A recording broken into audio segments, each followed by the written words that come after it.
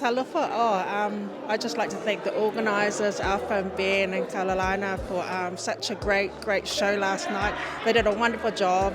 We're just so blessed to be here and also be a part of this, their very first. And we hope to, be back.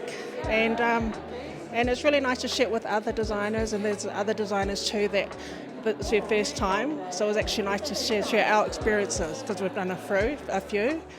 And it's so nice to be here in Utah, and I'm so glad it's over. It is a lot of work. So a big applause to the UPF team, Whakasai, and we'll see you again. My name is Veronica Pome'e, and I was one of the models in this year's Utah Pacific Fashion Show. My perspective on the show, I thought everything was amazing for their first time putting together a big production like this. I was very impressed with the amount of PI-based entrepreneurs, business owners, just creative talents.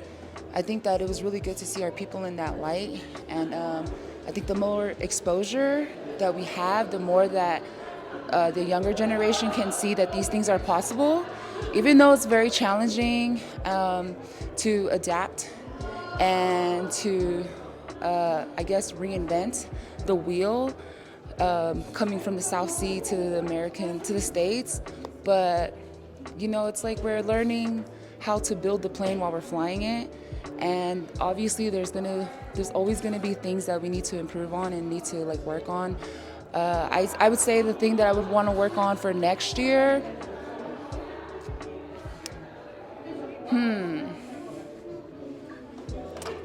I think it's to rally up more support behind the RPI community. I think it's really important to have the awareness that we are out here and that we are actively doing things and pursuing things in high-performing arenas. I think it's very important to highlight that, especially for the young generation. I needed to be the younger version that I wanted to see.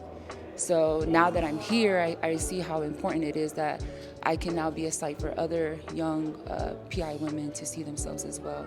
So I just think more projects, more events, more creative events as well, because it's something that's so part of our culture, craftsmanship, attention to detail, beauty, elegance, swag. Swag, we already have that. We just have other terms for it.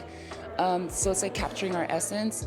And I just would like to see more spaces where we can see ourselves in that light. And I've been telling people, I just thought we were village kids. And now it's like, no, we're not. We're so much more than that. And yeah, that's my 2 cents.